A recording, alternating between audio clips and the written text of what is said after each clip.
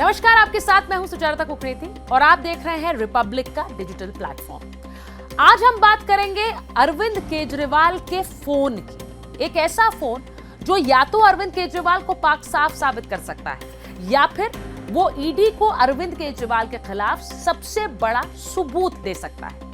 ये क्यों कह रहे हैं हम? 21 मार्च को अरविंद केजरीवाल की गिरफ्तारी हुई। ईडी जब उनके घर पहुंची तो उनके घर की तलाशी ली और वहां पर जो कुछ सामान उन्हें मिला वो उन्होंने जब्त कर लिया। ऐसा सामान जिससे ईडी को लगा कि जानकारी इस केस से जुड़ी हुई उन्हें मिल सकती है। इसमें अरविंद केजरीवाल की कई डिजिटल डिवाइसेस भी थी। उनमें से एक था उनकी पत्नी सुनीता केजरीवाल का फोन। इस फोन के बारे में आज कोर्ट में ईडी ने जानकारी दी।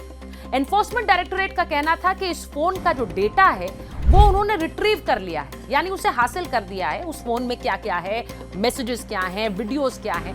अब इस डेटा को उन्हें एनालाइज करना है, यानी कि अगर कोई बातचीत हुई है तो उस बातचीत का मतलब क्या है, किससे बातचीत हुई, कितनी देर बातचीत हुई, वीडियो के मतलब क्या है, ये वो एनालाइज करेगी। लेकिन इसी के साथ साथ ईडी का कोर्ट में यह भी कहना था कि अरविंद केजरीवाल के घर से 4 और डिजिटल डिवाइसेस मिली हैं जिनका लॉगिन आईडी और पासवर्ड ईडी के पास नहीं है।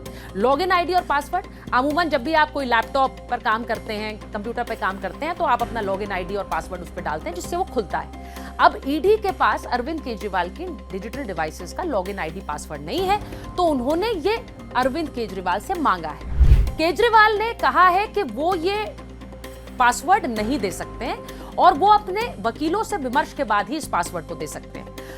अब सवाल यह है कि अरविंद केजरीवाल इन डिजिटल डिवाइसेस के पासवर्ड ईडी को क्यों नहीं दे रहे हैं? क्या कोई ऐसे राज हैं उसमें जिससे कोई बड़ा खुलासा हो सकता है? क्योंकि अगर अरविंद केजरीवाल कह रहे हैं कि उनका इस घोटाले से कोई लेना देना नहीं है, तो फिर इन डिजिटल डिवाइसेस के जरिए भी कुछ ऐसा नहीं निकलेगा जिससे उनके ऊपर शिकंजा कसे। ऐसे में उन्हें आसानी से ये पासवर्ड दे देने चाहिए।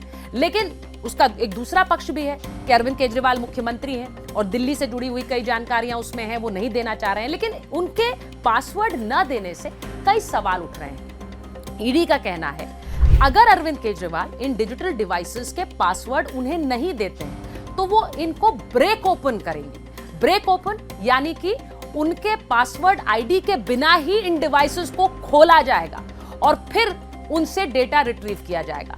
अब इससे भी अरविंद केजरीवाल की मुश्किलें खड़ी हो सकती हैं, क्योंकि कोर्ट में ईडी बताएगी कि हमारे कहने के बावजूद भी इन्होंने हमें लॉगिन आईडी पासवर्ड नहीं दिया, हमें ब्रेक ओपन करना पड़ा और उसके बाद देखिए क्या क्या निकला है उसमें से, अगर कुछ निकलता है। तो अरविंद केजरीवाल अभी तक ये पासवर्ड नहीं दे रहे हैं, लेकिन ईडी इन्हें ब्रेक ओपन करने की बात कर रही है, यानी कि ईडी को लगता है कि इन डिजिटल डिवाइसेस से, यानी कि लैपटॉप से और फोन से बहुत अहम जानकारियां उसको मिल सकती हैं जो इस केस को और ज्यादा मजबूत कर सकती हैं, उसे स्ट्रॉन्ग बना सकती हैं। इसीलिए ये फोन और ये डिजिटल डिवाइसेस ईडी के लिए बहुत बहुत इंपॉर्टेंट हैं। आज जब कोर्ट में सुनवाई हुई, जिसके बाद अरविंद केजरीवाल की रिमांड भी बढ़ा दी गई है, ईडी की रिमांड, उसमें भी अरविंद केजरीवाल ने अपनी पैरवी खुद की। उन्होंने ये कहा कि उन्हें जानबूझकर फंसाया जा रहा है। उन्होंने कहा कि 2.5 साल तक ये केस चल रहा है, लेकिन उनका नाम अचानक आ गया और उन्हें अब जबरदस्ती चुनाव से पहले जेल में डाला गया है। उन्होंने ये भी कहा कि 4 लोगों के बयान पर आप एक सिटिंग सीएम को जेल में डाल देंगे। अब इस पर ईडी ने उन्हें जवाब दिया। एनफोर्समेंट डायरेक्टोरेट का कहना था कि अगर आप सीएम हैं तो आपके लिए मापदंड अलग नहीं हो सकते हैं। बाकी लोगों को जिस तरह जांच में पकड़कर उन्हें अरेस्ट किया गया या उनसे पूछताछ की गई, उसी तरह से आपके साथ भी किया जाएगा। और इसीलिए ईडी ने उन्हें साफ कह दिया कि ये 4 लोगों के बयान नहीं है, जो भी जांच अभी तक हुई है उसके आधार पर आपको अरेस्ट किया गया और अब इसकी जांच और आगे बढ़ाई जाएगी। ईडी का यह भी कहना है कि जो मनी ट्रेल, जिसको लेकर बार बार आम आदमी पार्टी और केजरीवाल कह रहे हैं कि मनी ट्रेल नहीं है, पैसा नहीं मिला है, बार बार घोटाले की बात तो कही गई है, लेकिन पैसा कहां जा रहा है ये किसी को नहीं पता। उस पर ईडी ने आज कहा कि ये सारा पैसा गोवा के चुनावों में आम आदमी पार्टी ने लगाया है और ये पैसा नकद में लगाया गया है, यानी कि कैश, हार्ड कैश दिया गया, चुनाव में लगाया गया और इसका ट्रेल उसके पास है।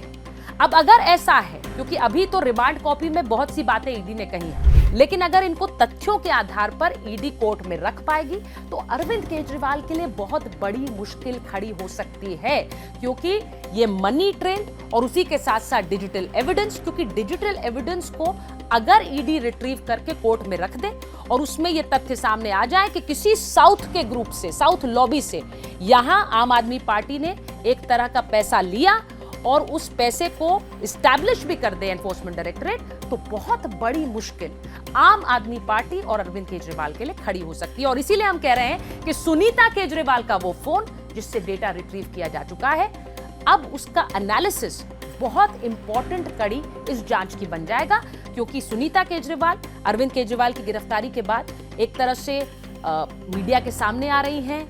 उनको एक प्रॉक्सी सीएम की तरह भी देखा जा रहा है। यह भी चर्चाएं हैं कि अगर अरविंद केजरीवाल पद से हटते हैं तो सुनीता केजरीवाल उस पद पर बैठ सकती हैं। ऐसे में उनका फोन और उनके फोन से डेटा बहुत इंपॉर्टेंट होगा। अगर उनको ये सारी जानकारी, अगर इस तरह का कोई घोटाला हुआ है उसके बारे में हो और उनके फोन पर उससे जुड़ी हुई कोई भी जानकारी हो, इसीलिए ये डिजिटल डेटा इस वक्त सबसे बड़ा इंपॉर्टेंट की फैक्टर है इस पूरी जांच में।